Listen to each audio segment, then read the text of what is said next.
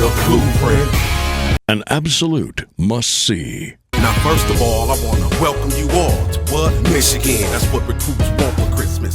We on the list again. Stay tuned, keep your eyes glued, make sure you listen in. John Reeves is doing this thing, the blueprint gets it in. Who could possibly have it better than us? Nobody. Michigan man right here. You're watching the blueprint, and welcome to the show. Listen, I tell you, we got a lot to talk about today. First of all, Cesar Ruiz is going to make his commitment announcement December 18th. But mark your calendars, October 1st, which will be a big day at the Big House. We'll have Shaun Wade, Cesar Ruiz, Nick Cannon, Chili, and a host of other celebrities and stars with recruits that'll be at that Wisconsin game when Michigan faces off against the Badgers. But today we got coming up Coach Harbaugh's press conference. We're gonna go in and find out, what's going on. But I have a question I need to ask Coach. Oftentimes at the satellite camp, I heard him talk about Freddy P Soft. I've been trying to find out where this guy played for Coach at. So I'm gonna ask Coach personally, who is Freddy P Soft? Stay connected. We're about to go into that press conference, and I'll be back. What do you think Yost would think of your almost point-a-minute offense so far? I'd say so far so good. Here, Chris. Can you talk about how the offensive line graded out on Saturday? Did well. They played a lot of plays. The offensive linemen really were in the most snaps of the game. Mason Cole was the best of all the linemen, and I think the other four were real close, but I thought Mason stood out. Coach, go back, Rashawn. Coach, I noticed at the satellite camps, you always told the campers, don't be Freddy P Soft. I've been trying to find out, who is this guy, Freddy P Soft? He's a 4-inch guy that wears a cape and a hat with a plume in it, and he's just tall enough to talk right into your ear and tell you that you don't have to practice today. Why are you working so hard? Get over there in the shade. No need to attack with enthusiasm unknown to mankind today. So take a break, take a knee. He's not a guy you want around. Good. Get him off your shoulder as fast as possible. Thanks, Coach. Middle back there, Nick. Jim, I know you guys do the in practice where you have the guys sprint and you race. Don't talk about when you have them race in practice. Yeah. Sprints. Mm-hmm. Where does races? Yeah, the races. Yes, right. Races. Sorry about that. Mm-hmm. Where does Eddie McDoon land in those heats with the skill guys?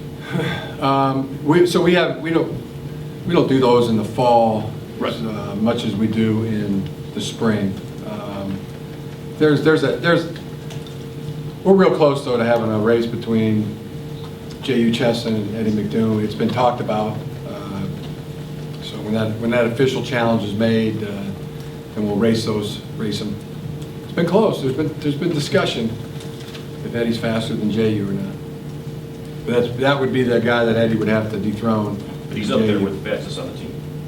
To my eye, he is. Yeah. I mean, my eye time of watching him run is right up there with J.U.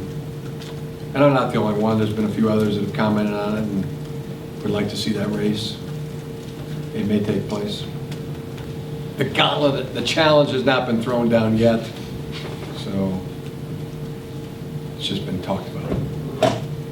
Directly in the middle here, John. Coach Clint Hill's obviously been helping you around the goal line for sure, but can you comment specifically on how he's done so far and on your fullbacks in general? Yeah, I would say Khalid has been outstanding in all areas, blocking, catching out of the backfield, protection, and a special gift of being able to run the ball. He's got a real knack. Picked up some fourth downs for us and touchdowns. He looks like the most complete NFL prototypical fullback on our roster, and the others, Henry Poggi, I think he's coming along, and they're both real tough guys. You know, they got, think of the hammer. You know, you'd rather be the hammer than the nail. I think the fullback is, you know, the guy we want being our hammer. That almost there's a special place on our team for the fullback position. You know, it's that the identity of the team, and both those guys, and along with Bobby Henderson. I mean, he's all three have real courage, contact courage. I think of it as contact courage. You know, how fast can you go from point A to point B to hit somebody? That's what that's the courage shows up, and just how quick you get there to do that aggressive act. So feel good about all our fullbacks right now. But as the most polished guy in terms of at an NFL ready level, I would say that would be Khalid. Back middle, Isaiah. Hey, Coach. Mm-hmm. You worked with Colorado's defensive coordinator Jim Leavitt in San Francisco. What are you expecting to see from his defense on Saturday? Yeah, very aggressive, opportunistic. You know, they dive on your mistakes. They create turnovers. You know, very sound. It's already showing up. And they're already getting turnovers. And, playing with a lot of hustle and a lot of instinct and talent. You know, I think Jim's really brought out a lot of the talent that's on the team. And there's some really outstanding players on their defense, and he's doing a great job bringing them together, playing well together, and guys are playing really well individually and as a team. Coach, right in front, Mark.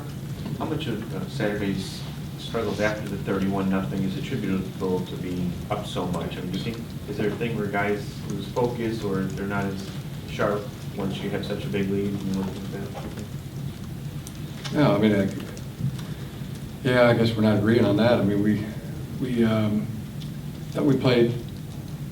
I thought we were very sharp throughout the game. We won every quarter, and did what we had to do, got the job done. Over to your left here, Adam.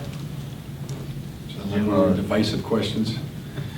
Making a statement, I just don't agree with the premise of the statement, so hard to answer the question.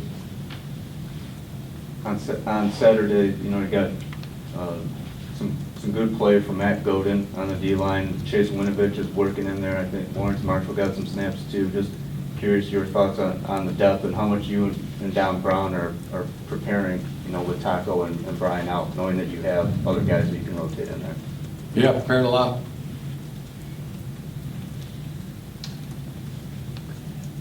Okay, Angela. Do you expect Jordan to play this weekend?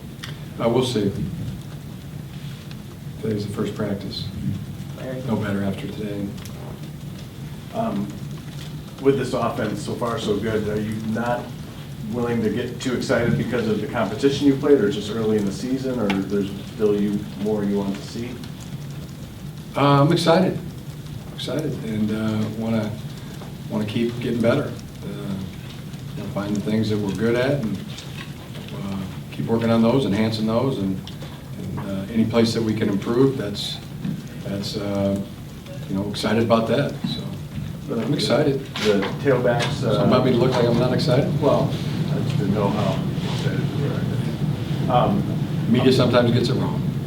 The tailbacks, it took them a while to break off some plays. Was that just because they were totally stacking against the run there? Yeah, that was. Yeah, I think it was obvious for anybody that knows football to see that there were a lot of guys at the line of scrimmage and a lot of run type of blitzes, which, you know, opened up some real good opportunities for us in the play action pass game. But I thought our backs ran real hard, protected the football, and still rushed for over 100 yards. Back right. They acquitted themselves well. Dan. Taco Charlton also in the we'll see as the week progresses. Yeah. I wanted to ask you about, you grew up with the McCartney family close to you here in Michigan, with Colorado coming back to town. Yeah. Do you have memories of Bill sharing an office with your dad growing up and what Yeah. it was like? I do. Great family. Loved McCartney's. And they had the best cereal of anybody in the neighborhood.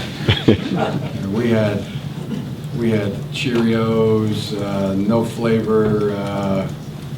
We had Wheaties, but you could go to the McCartney's. They had one of those little carousels under the cabinet with Captain Crunch and Lucky Charms, and Fruit Loops, and, a wide assortment, 10 or 12 different kinds of really good cereals. So, and Lindy was great. She, if you were hungry, you could just come in and get yourself a bowl of cereal. Love it for that. Coach McCartney himself, his legacy in coaching, memories of coaching. Yeah, great memories. Great coach, and looking forward to seeing him. I believe he's coming to the game Saturday. Remember being on my official visit when I was going to Michigan and had a good long talk with Coach McCartney the night before. Bo offered me a scholarship, and Coach had some really good things to say to me, and was very convincing as to why I should come to Michigan. Always appreciated him for that too.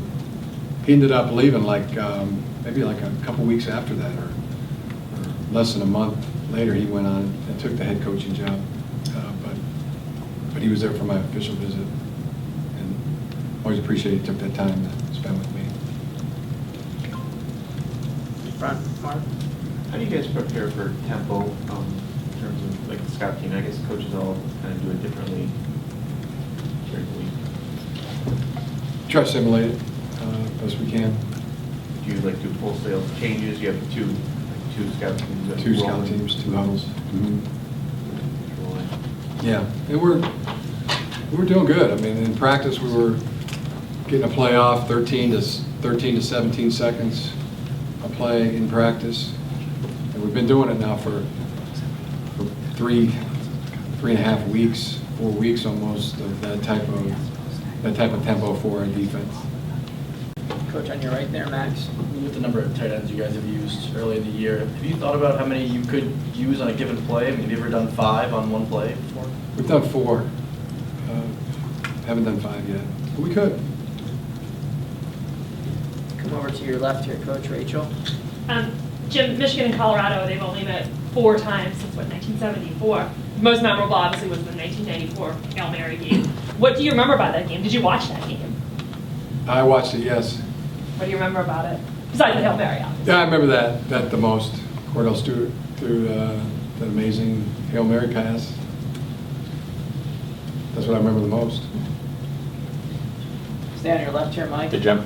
On some of the blitzes that they timed up really well and they were able to get in, are those communication issues with the offensive line?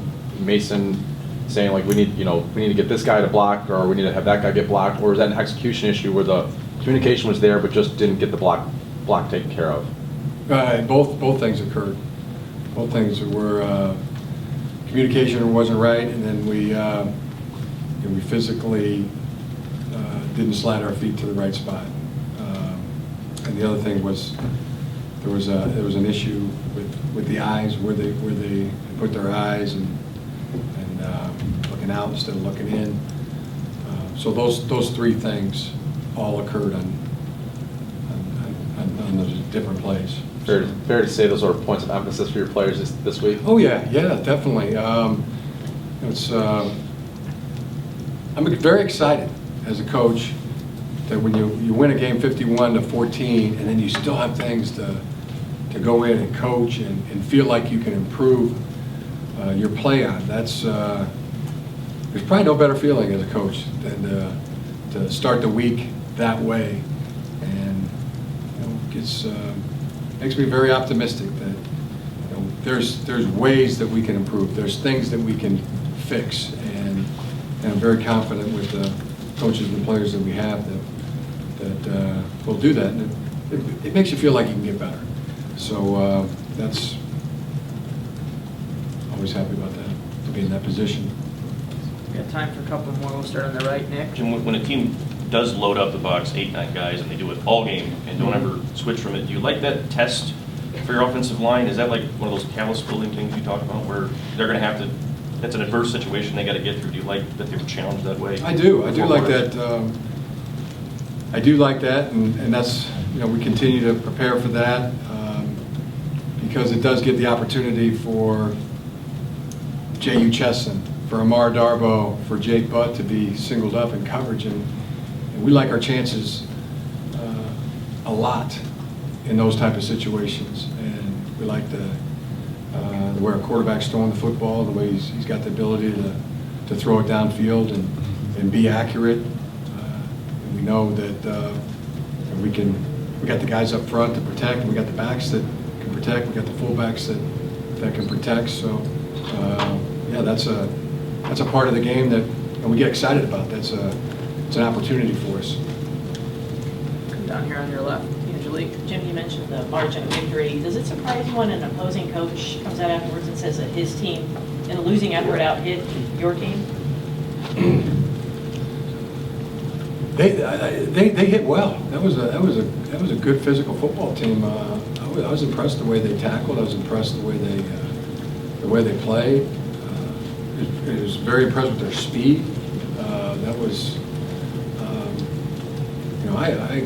I agree that they played very well. I mean, my view of it after the game and after watching the film was that we got the job done. We took care of business physically in the lines. I feel the same as I did after the game.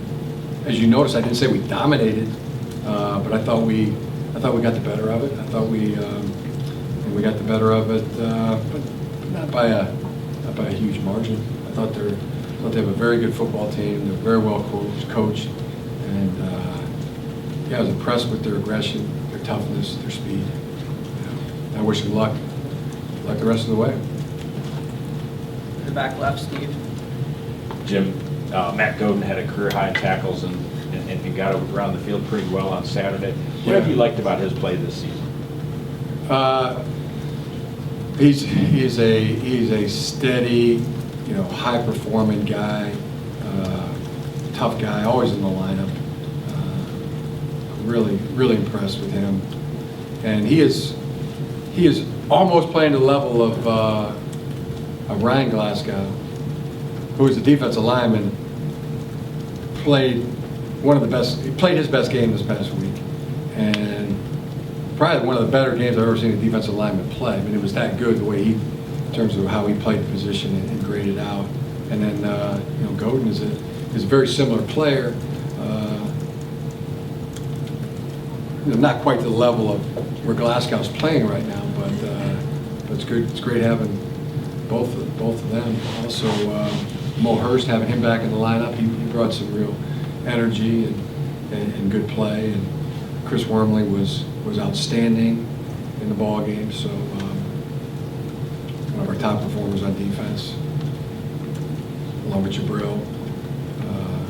Those guys, Glasgow, Wormley, Jabril, were our top performers on defense. And Godin was up there. Godin was certainly up there. Graded high. He graded high. That's okay. Good man. Great guy to be around, too. Yeah. Last question, John. Coach, as somebody that's as close to the process as you are, is it gratifying to see Wilton Spate so much more in command of the offense in the situation than maybe he was a year ago? Yeah, we've talked about that plenty. How far all of our quarterbacks have come in a year. Been seeing the command of the offense, the accuracy, the good play. Always felt like accurate in practice, you'll be accurate in the game. When you're in command of the offense in practice, you'll be in command of the offense in the game. Usually that's how it works. It's just the way it is. But you never know until you actually get into the game. But to see him do it in practice and do it in the game, sure, that's an unknown that's out of the equation. He can get it done. So keep going onward with Wilton and just keep trying to find things that he can improve his game. And experience tells me, I mean, it's not going to be the real influx that he had from last year to this year. I mean, to go like that, it was a real inflection point. But there'll be subtle things that he can do to keep improving always. It's just the nature of that position. There's not a play you can't look at in practice and say, could have done a little bit something better or different.